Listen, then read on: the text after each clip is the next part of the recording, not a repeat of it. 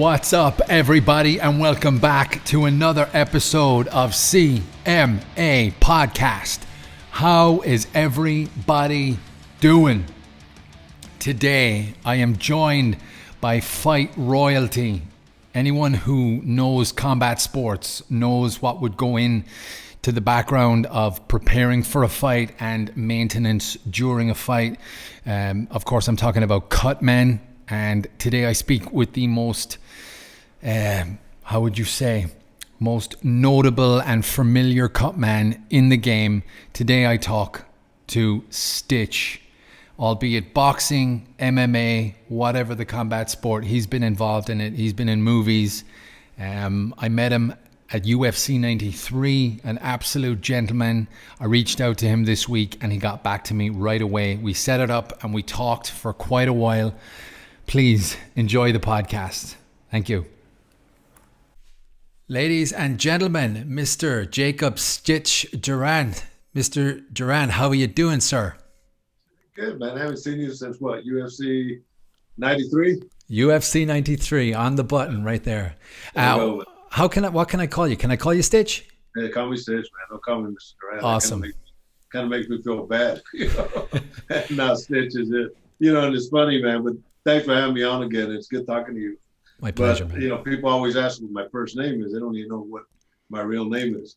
And it's Jacob, right? So, but for the most part, it's Stitch. Yeah. You're just the most trustworthy, happy face in combat sports with the coolest name, Stitch. I mean, that doesn't get any cooler than that. I know. Hey, I agree, man. I've been blessed, to be in the position that I'm at. I'll be the first one to tell you, that I'm quite humbled, man, just to be working with the best fighters in the world in all combat sports, and be in movies and written books. And I mean, you have Bad Boy, they were one of my sponsors, and a lot of good things have happened because of combat sports. Yeah, you've been all over the world. I've followed your career for many, many years. Pride Days, Japan, Europe, Ireland, UK, Germany with the Klitschko's, you name it, you've been there. Yeah. Russia, Kazakhstan, Kyrgyzstan, trips to Afghanistan to visit the soldiers, so I've kind of tried to maximize the opportunities that come to me, based on what I do as a cut man. So, I was telling you, I'm blessed. And you were talking about pride. I remember I was telling my wife last night and some friends at dinner that I remember the first time I went to Japan with Josh Barnett. I was at the Tokyo Dome. And I walk in and I'm right in the middle of the ring. And I think it's like 90,000 people in the arena that it holds, or 100,000. It's jam-packed. And I'm thinking, wow, I'm here. Amazing. So that was a surreal event, because I grew up as a farm worker and, in a little town of 1,500 people, all farm workers, all Mexicans for the most part. So to be in Japan in front of all these people, to me was a very mind-blowing experience. I bet. And it was a silent crowd too for the majority of the fights.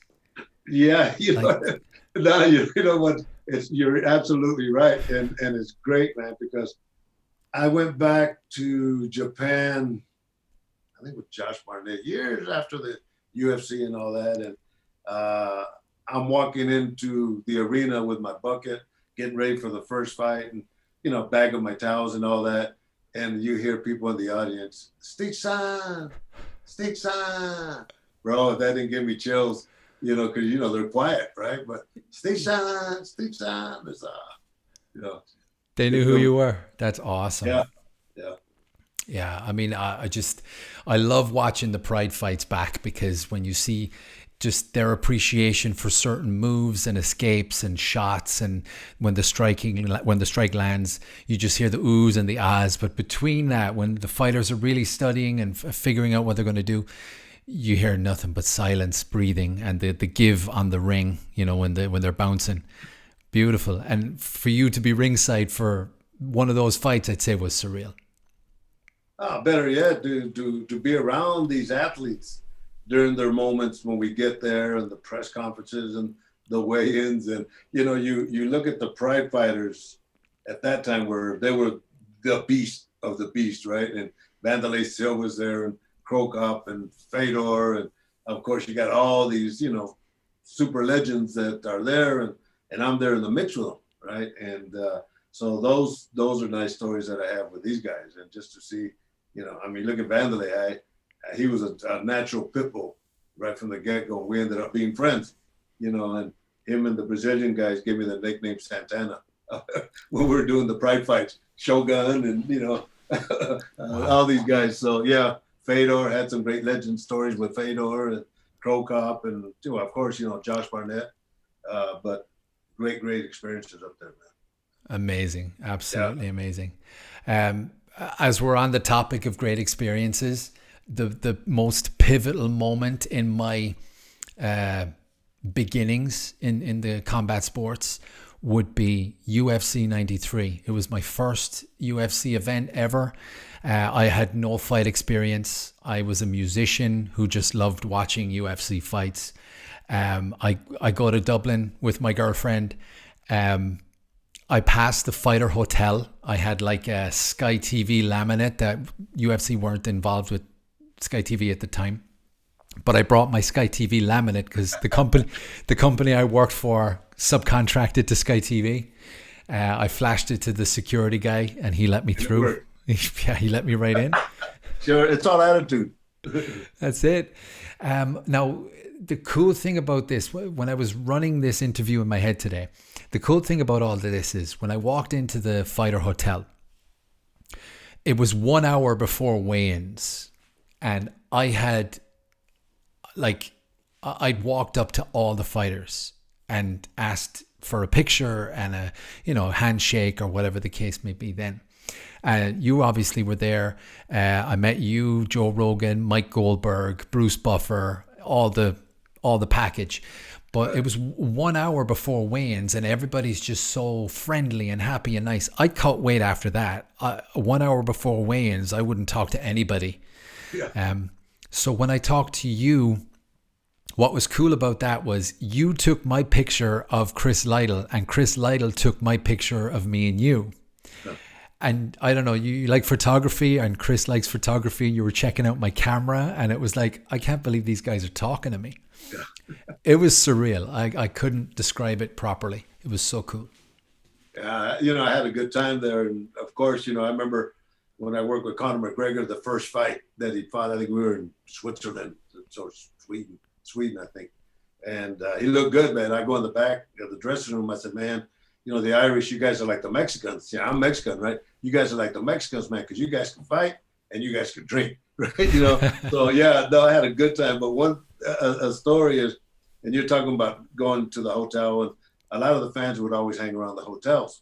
And after the fights, somewhere before the fights, if somebody's lounging, the fans, I'll pick one fan out and I'll wrap their hands in front of everybody and cut it off and tape it up and give it to them as a souvenir, right? Wow. Well, we were coming back from the fights into the hotel and got these three guys that are there and they've been partying and they're drunk and the guy yells out, "Stitch, can you wrap my hands?" And I had my bag and I'm ready to go to my room, right? And I said, "Nah, let's do it, man." So I kind of pulled off. I sat him down, wrapped his hands, and man, they're so grateful and go back to my room. But I think we have like a 6 o'clock lobby call to go to the airport. And man, I would go down and these guys are there and they're still drunk, bro. But his hand wrap was dirty. So I don't know what kind of stuff from the time I wrapped it to the time I saw them, what they did. But I know that they had a great time. So I know they have a story to tell, their trip to Dublin, just as that was, one of my memories going to Dublin. Awesome. I guarantee he was in a fight. If there was alcohol and it's dirty, 100%. Yeah. And he was on the ground. That's why it was dirty, Man. Yeah. So what I did? I cut it right here and I'll pull it off like a glove and then I'll tape it together. So it's one unit. But what I did is I fixed it to where he could open it up. I left it on. So when it was time to take it off, he just had to pull it off as like a blanket. But I guess he left it on and thought he was going to knock somebody out. Never thought of that. Yeah, that most likely he did. But yeah, that's I've never had that happen. But I would imagine that would be a super special memory for someone. And it takes a bit of time. So you really do give people your time. It was awesome for that. Yeah, and the thing about it is other people want it done, but I only give it for one person at each show. So that way they say that's yours. Nobody else has it but you, and that makes it a little bit special. That's super special, man. That's really cool. You're just like so kind with your time. I mean, that's what makes my job fun. It's not even a job; it's an adventure, And if I don't get the opportunity to do these things, then I'm missing the opportunities myself. But it's I'm a people person, bro. I grew up as a farm worker, so I grew up with very humble beginnings, and my parents were always very humble, and we always gave back to people, and that's just my nature. Get on the bus, bro. If you want to go on top, I'm going. Let's go. So that's always been my nature, and it's worked out okay, and I'm happy with myself. That's pretty sweet because, as I said, before all of that, I was very, very heavily invested in the music industry. And when I ever met musicians or people in the music industry, it was a case of just like sign, picture, and next. But I found myself I talked to you and Chris Lytle for about 5 or 10 minutes. I talked to Bruce Buffer for about 10 minutes, and Krzysztof Sajinski was cornering Dan Henderson that night. So I talked to him for a little bit of time as well. And I was just overcome with emotion because everybody who I'd seen on TV is asking me questions now. And I'm finding myself having a conversation rather than just telling people I met this guy, even though it was just a 2-second selfie on my phone. That's just not the case. So as I said to you at the beginning, this was a very pivotal moment because once UFC 93 happened, I went and found a gym. I exposed myself to as many people in the industry as possible, and I sold my drum kit. I was a drummer in a heavy metal band, so I sold on my drum kit, and here I am. We spoke earlier before we got on the air about having a passion. That for you to be successful, passion has to be the only option that you have. If you do it for the money, you do it for the wrong reasons. But I see that in you. For you to sacrifice, a whole career and to get rid of your drums. Same with me. I made the move to Las Vegas 26 years ago, and I took a major cut in pay, but I came here to follow my dreams. And now here I am talking to you, and you have the same dreams I do. And it's, trust me, the formula is the same. To get there, just continue doing what you're doing, and you'll get there. You're already there. So yeah, I love it. And that's why this podcast was set up. So what actually happened was when the pandemic hit, I found myself missing just sitting with the guys, having that sharing the passion, sharing the conversation, sharing the camaraderie, talking about last week's fights, predicting next week's fights. So all of that was lost, and I have a partner at the gym, and I was like, hey, we should set up a podcast and talk about the fights and send that out to the world. So that's why we're here. That's what I'm doing. Yeah, and it's funny how, people, when you get in dire straits, you make your adjustments, right? One way or the other. And that's the adjustment that you made. And it seems now you have two programs to work with, and they help each other, so your gym helps your podcast, and your podcast, of course, is going to help your gym. And, guys like me helping you out, and, we're going to make you a success, bro. Awesome, man. I got to get you over here for our first show, start wrapping hands. Oh, yeah. But yeah, like I just go back to my way. I don't have like a huge fight career behind me. I have a couple of fights. I started in jiu-jitsu. I went to boxing. I did a few MMA fights. But when it came to the stresses of the fight game, there's two very, very relaxing moments on fight night. It's when your hands are being wrapped in the back, and just before you get in the cage, when you get the Vaseline on your face. Everything just shuts down when those two moments happen. But you have seen the best of the best get in there, and you have seen like them at their most vulnerable, at their most scared, at their most nervous. Like that must be surreal for you to see these absolute killers feel so vulnerable. Man, you explained it perfectly, man. And, I always say these guys are modern day gladiators, but they're all babies deep inside. And I understand that. And they understand that I understand. Vitor Belfort, one quote that he says, when I see Stitch walking into the dressing room, even though I know he's working the other side, he brings that calming effect, right? And I think I do, but psychology in this aspect is just as important as technique.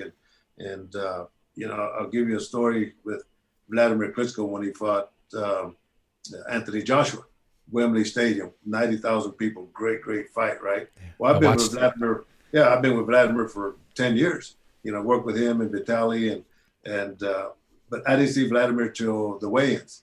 My daughter had gotten married in the island of Crete on Wednesday, so Thursday I flew to London, and that's when I saw him Friday at the weigh-ins. But I'm talking to him, and he knows, we go over the game plan, and finally I put my hand on his shoulder as I'm leaving, and I said, Vladimir, don't worry about nothing tomorrow. I'm going to take care of you like you're my son. And I leave because I know the night before a fight, you can't sleep, you're doing this, and all these things are going through your head. And so I left that in his mind. And so here I am right before Michael Buffer does the announcements from millions and millions of people. I'm putting the final spots of Vaseline, and we're this far apart. And he says, you can call me son. So brother, I knew I had gotten into his head. Yeah. I mean, at that moment right there, it gave me chills just to know that it was effective. And as it's probably documented as one of the best fights he's ever had in his career. It's a typical Rocky fight. So I met him months later in Germany, and I said, Vladimir, I said, that moment, why? And he said, Stitch, he goes, there's very few people I trust in my life. You are one of them. So, but that's, yeah. And it's insane. The stories with Fedor, I give you one with Fedor Emelianenko, right? Legend. The Pride people, right? Yeah. Fedor still, he's still the emperor. He's a legend, right? So I used to go to Japan with Josh Barnett, and guys would want me to wrap their hands, and Josh would say, look, man, I'm paying to bring him here with my own money. If you want him to wrap your hands, $500. I'd make like $2,000, $3,000 easy like this, right? Because they all wanted me to wrap their hands, right? So, but Fedor had just come back from breaking his thumb. This was his first fight back, and I think he was fighting Mark Hunt. I might be wrong, but I think it was Mark Hunt. And so the promoter comes and asks me if I could wrap Fedor's hands. Man, I didn't talk about money or nothing. I was honored.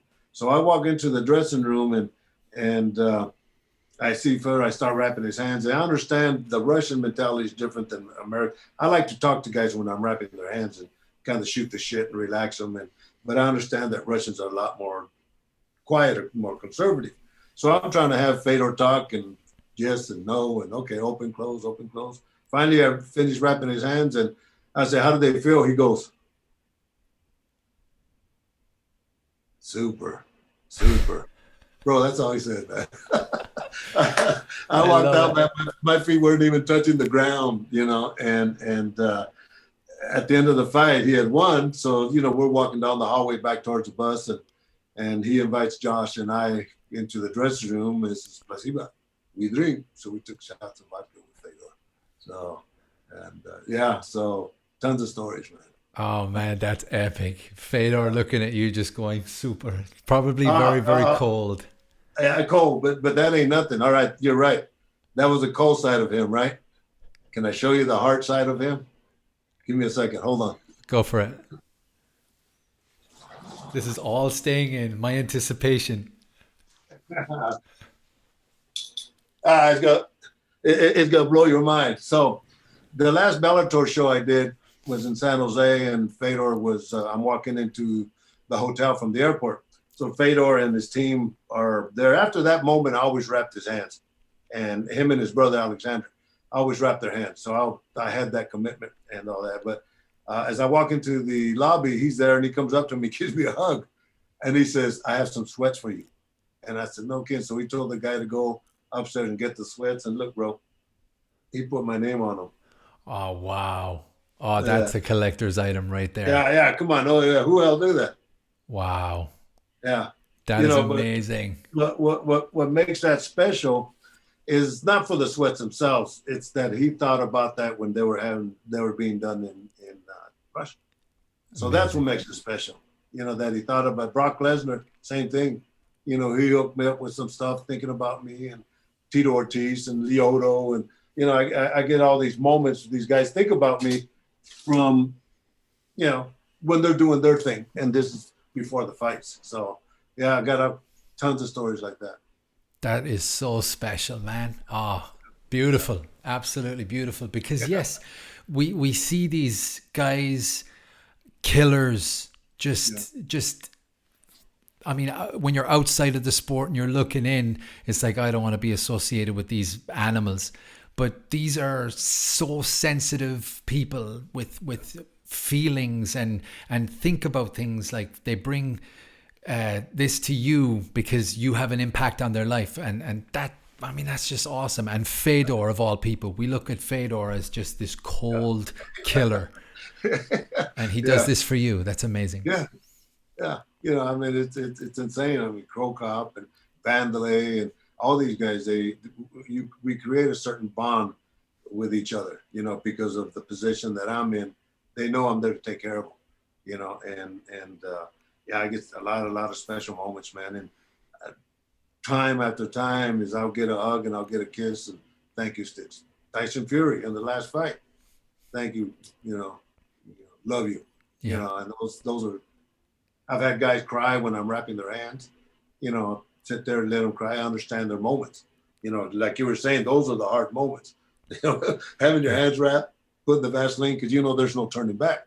And that's what Frank Mir said. Frank Mir says, when I see Stitch walking into the dressing room, my stomach drops because I know it's time to fight. Oh, wow. And so, but that's what I get to see. That's what I get to live, and that's why, to me, this isn't a job. It's an adventure. I'm blessed to be doing that, and with so many of the greatest fighters. And I don't have to be the greatest fighter, just fighters. Like, I've been doing a lot of the boxing series in the bubble with Top Rank, and a lot of these guys are young boxers. But hey, listen, I treat them exactly the same as I would Tyson Fury, any world champion, because they deserve that. And like I tell them, as I'm in charge of them. I said, I want you to understand the importance of having a good team in your corner. And I try to educate and all that. So, yeah, it's a fun job, man. And then the stories that come with it are crazy. Yeah. Again, so special that you have these moments with these like killers who are just so sensitive and who have the presence of mind to think about you after the fact as well, not just in the heat of battle, but just after the fact. I mean, he probably talked to some guy who knows a guy who manufactures that sweats and puts stitch on it and sends it to you, gets it to you somehow. But yeah, that's beautiful, man. That is amazing. Forrest Griffith, when he fought Shogun, it was the first time that a Pride fighter had fought a UFC fighter, but Pride had already been taken over by the UFC. But it was a great fight, and Ford ended up with a big old gash here, and I kept him in the game, and he ended up winning. And a week later, you're talking about thinking about you after the event, is he sends me a real nice gift certificate to a nice restaurant, and thanks me for all that. And Chuck Liddell, him and his coach would always call me and thank me, and so those are very special moments that you can't go out there and buy. Yeah. Because I've heard in previous interviews when you said, I'll take care of you like you're one of my kids or that you're my son. And like that got me super emotional because, these guys put their everything into the full investment of their livelihoods into this career. And your next paycheck depends on how this fight goes. So you get like a win bonus, or if it's a 50-50 split, or who, like, you're a title contender and your next fight could be for the title. So they've put it all in, and you're helping them, and they don't forget that. That is just so beautiful for me to hear. And that thing about your father, that started when Lyoto Machida beat Rashad Evans. See, I had worked with Lyoto in Japan through Josh Barnett before he was with the UFC, and when he fought Rich Franklin. And so I worked with him every time in the UFC. But you remember his father was very Japanese, but very, very proud, shogun-ish type of a warrior, right? Yeah. So he beat Rashad. So I go in the dressing room and I go to congratulate him, and his father's sitting there very proud. in front of his father. He says, Fish, in the ring, you are my father. And his father just kind of, man, that was, so I know that that's the feeling that I get from these guys. And for me to relay that to them is just as important as the information I got from Kyoto. So. Yeah. That's so special, man. You've like, those moments must be so touching for you, They're phenomenal. Carol Parisian fought Drew Fickett one time and ended up with a big old cut, and Manny Gambarian was working with him, and Manny was just green, and the other guy, they were, for coaches, they were horrible. They were green, right? But Carol got a big old cut down here, and he looks in the big TV. He's on the ground, and he goes like this, opens up, and people are going ooh and ah. And well, my job as a cutman is not to give instructions, but I was a coach, and I understood the circumstance, and it wasn't fair for Carol not to be getting the right information from these young guys. So I took it upon myself as I'm working on them. I said, don't worry about the cut, man. You just go out there and stay on the stand-up. Don't go down on the ground, and you'll be fine. And he ended up winning the fight, right? So shows later in Las Vegas, I'm at the MGM, and I see Carol and his father there sitting down at ringside, and I'll go over there and say hi to him. And his father, they're Armenian, right? And he looks at me, he says, thank you for taking care of my son. I want to invite you to my house for dinner, and I said, wow. And, the Armenians, Mexicans, we're that family oriented like that. To me, that was a major, major honor, because I understood. And of course, they live in LA and I live here in Las Vegas, but the thought was there. So those are the kind of things I get, man. So how can you not love what I do? That's so cool. I really love that. That is such an honor. And like, even just if you never went, that's just like, so cool. I want to correlate that with what I'm going through right now as a coach. I had a fight in 2015. That was my last one. And I became a coach in 2016. And then I became a gym owner about a year ago. So between starting coaching and owning a gym, I see what my coaches went through with me, seeing these invincible killers who just want to get in there and fight. And, when sparring is hard, it's always great, but you got to tame the lion a little bit when you're training. But when someone has a bad night in the gym, when someone is not at their best and they know they're not at their best, seeing them at their most vulnerable state, the way I let my coach see me at my most vulnerable state, like I've left the gym and sat in the shower and cried for 20 minutes, but with what I'm seeing now, it's really, it's kind of, I'm seeing the industry for what it is now. And when we see these trash talkers, when we see these guys who are on Twitter all the time, we know it's just a show. We know it's just talk. And when they get in there, that's when you see what someone's truly made of, when they pick themselves up. And, trying to correlate that across to being in a position where you've been, where you see these guys and you see them at their most vulnerable. It's a huge responsibility that I'm having to take, like a step back when I enter the gym. Sometimes I'm like, okay, he's having a bad night, he's having a good night. It's a mathematical equation sometimes. And I like that you said mathematical equations, because I tell people, I look at everything in numbers, percentage-wise. What's the highest, or what's the most probable, what's the most likely? But guys are going to have bad days. It's the yin and the yang, but how you handle those days and how you bring them back. If it's not physical, it's probably mental, but how you bring them back mentally. And I worked with a young kid, Gay Flores, that's a good upcoming boxer. And on this last fight, he got whooped on real bad. And I saw him Saturday at the fight. And I asked him how he was doing mentally. And he says, no, we're back on track. We're back in the gym and all that. But yeah, you have to understand. And yeah, you were a fighter, so you know what the pain feels like, and you have to understand.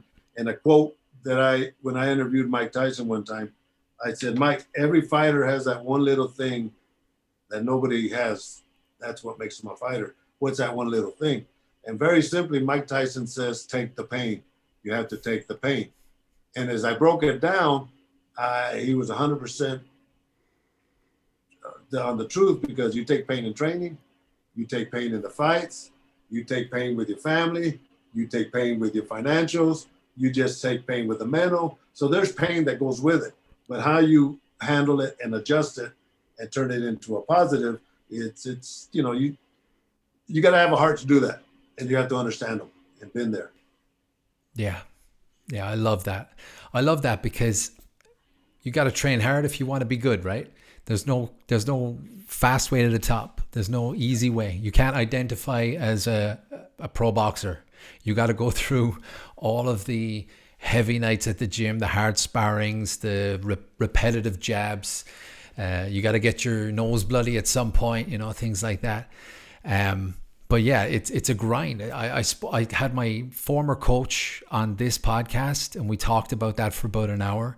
And it was a beautiful experience to be able to sit there and thank him for all of the tough love, I guess, he gave me in the gym. When you're not having a good night, sometimes you got to be smacked over the back of the head and say, get up, do it again, as opposed to be babied, Yeah, but I have, in fact, a high name profile fighter told me that same story you did, that he got whooped on, and in the shower he cried. So you and him, trust me, are not the only ones. Those are the moments. That's because of the passion you have for what you do. You see, and if you cry about it, you're probably going to do something about it. So I think that's only part of nature, and that's the part of the. Yeah, I told you, we're all babies. Deep inside, we are all babies. Gladiators, but no gladiators. All deep babies, and that has to come out sometimes. Yeah. And I love talking about it now. I never talked about it then. I would never let anybody see that vulnerable side of me back then, because I didn't want my coach to see that I quit that night. But to talk about it in real time now, where I can look back and go, okay, yeah, I had a bad night that night in the gym. I felt that I wasn't good enough. Before my first cage fight, about 3 weeks before the fight, he pulled me aside and said, if I don't see drastic improvement this week, we're going to pull the fight. And that was the fire that was lit, but to go home and cry about that for that whole weekend, he told me on a Friday night. I never told anybody about that until like 10 years later. But to look back on those moments, that's so special for me, to like amateur. This was amateur fights now, but sure. I think it's nice to look back and to be really truly honest with, especially my responsibility with as a coach and as an owner of a gym, that hey, you're going to have some bad nights. It's not all sunshine and rainbows, right? Yeah, I know. I was telling, funny, you're 100% right. The mental game. But I was telling, when I used to have a school of kickboxing, right? One of my students, we were just talking about it the other day. He's getting his ass whooped right down. He looks at it and says, "Do I have asshole written on my forehead or what?" So he had that bad day, right? But yeah, you all good. Not everybody has. You're not batting 1,000 or 100% ever. So it's what you do with that time, and that mental game, and how you make your adjustments. And you see little kids that get hit by their, maybe their little brother or something like that. And the guy gets fears, he comes right back on him. He gets that strength. Sometimes you need that. That's it. That's exactly it. I love talking about all this kind of stuff. It's one of the main reasons this podcast was set up, to talk about this type of stuff specifically. I love it. It's good for your listeners to understand what goes on outside of just throwing blows. How do you get to that point where you're throwing blows and absorbing them, and giving them and taking the pain, as Mike Tyson would say. What makes these fighters special, and outside of just being on technique, but their mental game. Pete Drago, with Pete's house, UFC earlier on, Pete Sal fought Matt Brown, and the referee stopped the fight, and he's arguing with the referee, and he's arguing with the doctor and all that, and that, no, I'm okay. And I come up to him and I look at him and I say, "Drago, look at me. You got knocked out." He says, Stitch, I believe." So but wow. Those are the type of things that you have to kind of understand, that they rely on people like you as a coach. Yeah. There you go. Are you still up to speed on MMA? Do you still watch UFC and Bellator and all of that? No, not really. I've been doing since this COVID kicked in. I've been doing my 33rd show since this COVID struck in with Top Rank. So I've been doing a lot of boxing, but I've just kind of lost. All the characters have changed. You look at some of the top guys, but I don't really know them, and it's not the UFC that I knew when I was in the UFC. The big names and the personalities and the everything that went with that, with the sponsorships and everything. I see you got the Bad Boy. Those times have changed, so that was more as look at it on an independent. And with Bellator, I've been working these guys, so I haven't done Bellator or PFL, but as things slow down, hopefully I'll be able to do something, but I'm good till the end of the year. In fact, I got a show on the 20th, and then the 21st, I go to Dubai, and then December 11th in New York, and then January starts all over. I'm doing Creed 3. So I'll give you the scoop on that, bro. So I get a call a couple of weeks ago. I want to know if I was available in January and February for Creed 3. And I said, yes, of course. So it looks like I'll be working with Michael B. Jordan as his Cutman again. And I saw him I did a show in Atlanta 2 weeks ago and invited him he was there. The teams, they're filming in Atlanta, and the team, they're already there. So I invited him to the show and took him backstage so he could see me rap hands and put him in that mood. And so, Creed 3 coming up. Wow. You're a busy man. How you don't stop? I tell you what would you do? Would you do it? I think I would, yeah. Yeah, of course. It's funny, man. It's funny because like the bare knuckle fights, I think they wanted to put me in the Hall of Fame, and I only did like 6 shows with it. The new bare knuckle fights. I'm not Hall of Fame, nah. So I'm talking to one of my friends. I said, well, what would you do? He goes, they got nice rings. I said, it's beyond the rings, man. I gotta earn those titles, and I haven't gotten there for the bare knuckle fights yet. Yeah, but your career has gotten you to a point where you've earned that that's backdated for services rendered, Yeah. I mean, it's nice. The ring would be nice, Yeah. That's it. I mean, that's never been my goal, to say I'm a Hall of Famer. It's nice, but all that comes with time.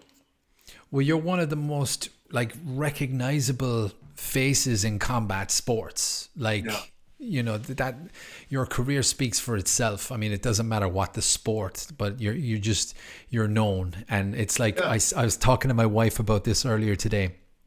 She doesn't really follow fights much. She just listens to me ramble a lot about fights. And I said, I'm talking to Stitch Duran tonight. And she's like, she's heard me talk about you before, but she's like, are you prepared? And I said, I'm preparing, but it's like I'm talking to the Morgan Freeman of combat sports. And she's like, wow, that's pretty prestigious. So yeah, that's basically how someone in my position views you. When I see your face, the same way we see Morgan Freeman on the TV, we know this character is going to be good. We know this show is going to be good. He's involved.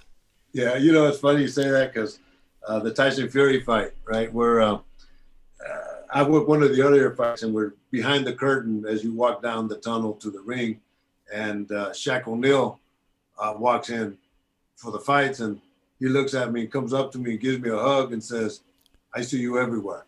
That's all he said. I love it. Okay. Thanks, man. Right on. So yeah, it's kind of nice to get those accolades, I'm telling you. That's awesome, man. That's so cool because, like I said, whenever I see, you've been caught on a few hot mics before when it's like the end of the round or the end of the fight and you're cleaning down someone's face. And, for me, I pay attention to absolutely everything. I don't just look at the fight. I look at the whole production. And I don't know who it was, but it was like 15 years ago. You're wiping down someone's face and you said something like, that's what we do, baby. Like, I just hear that and I'm like, that brings it all back for me when I was preparing for this interview tonight. I'm like, I remember that. I don't know who was fighting or what fight it was, but before I'd even met you, that was in my head. Like, you're just caring for the fighter. That's what. Yeah, and then it's a team effort, and it's important. You walk in, you're in the gym as a team, and you keep that same foundation going into an actual fight. And but you got to respect these fighters. I sure do. Yeah, it seems like you do. I mean, got that connection to the greatest of the great. And, I don't care what company you work for, you need to go in all of their Hall of Fames, in my opinion. So Yeah, there you don't go. worry about that when the time comes. But that's basically the reason I wanted to talk to you in real time, to be able to look back on that pivotal weekend in my life, UFC 93, and to be able to say thank you for being so accommodating, so welcoming, and so forthcoming when I just complete stranger walk up to you and say, hey, Stitch, could I get a picture? And we're talking for like 10 minutes. For me to sit here and to be able to thank you 12 years later is so special for me.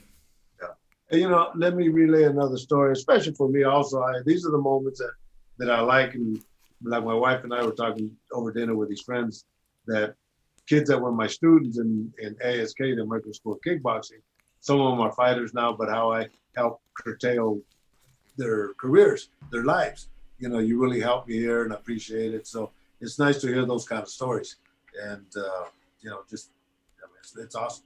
So I appreciate it.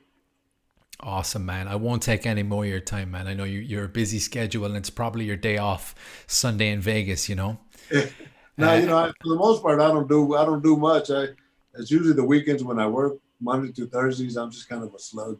My wife puts me to work, and here I'm Jacob. All over the world I'm Stitch, but at home I'm Jacob. That's it, man. But no, but I'm a family man, and I'm just blessed doing what I'm doing. I love it, man. You're one of the good guys, man. I really appreciate your time. Any final words from my listeners or my guys at the gym who just look up to you and want to see more of you? Yeah, well, you know what, man? On your podcast, you got to have a phone open for questions, and have your guests answer some questions as you go and all that. But yeah, next time I come into Dublin, I'll check out your gym, and but whatever I could do to help you guys out, let me know, man. My phone's always open. And awesome. if I got the time, because for me, this is what I enjoy. This is my entertainment. Is I call it barbershop talk. A lot of times just almost every week, I'll go check out the Mayweather gym and City Boxing gym and Bones Adams gym. So I'll go check out the boxing gyms here in Vegas and just kind of, hang out with the guys and tell war stories like this. So this is what we do. So it's not my first rodeo. Awesome, right, man. We're based in Switzerland, in Lucerne, Switzerland. Oh, so you are in Switzerland? Yeah. I'm from Ireland, but I moved to Switzerland 2012. I thought you were just on vacation there. No. I live in here ever since. I love it. Yeah. So we did Bonn. Vladimir fought in Bonn, right? Switzerland. Bonn, that's right. That was 2013. Yeah. So that was Emmanuel Stewart's birthday is the same as my wife's birthday, and it was the same as Tom Loffer's, the manager for Klitschko. So we were in Bonn, and we're having lunch and all that. But I worked with Emmanuel Stewart for those whole years with Vladimir, and I see him at the airport, and he goes one way and I go the other way. And last time I saw him, Wow. But what a legendary trader. Yeah. Now I'm working with Sugar Hill, his nephew, that is doing the same. Following the same footsteps as his uncle. And I told him, you're second generation. I was with Emmanuel. I know Emmanuel better than you know Emmanuel. So it's good. So I've been blessed.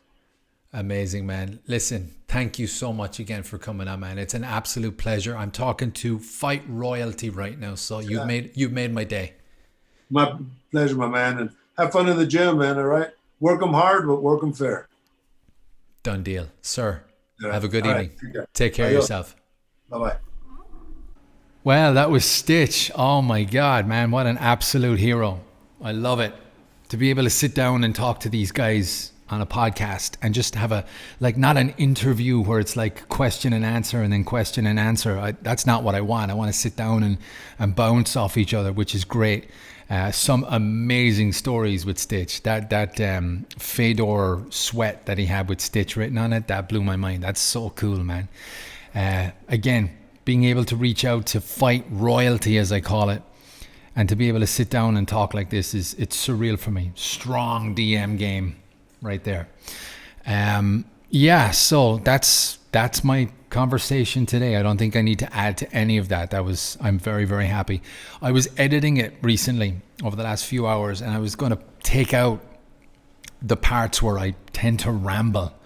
I decided, you know what? I'm going to leave them in because I want to be as open and as honest as possible on this podcast. And by me editing out my mistakes or my rambling, or when I get caught up in sentences where you see me thinking with my hands, you know, I want to be real with you guys. I want to be real with the listeners and who is watching on YouTube. And for me, this is real.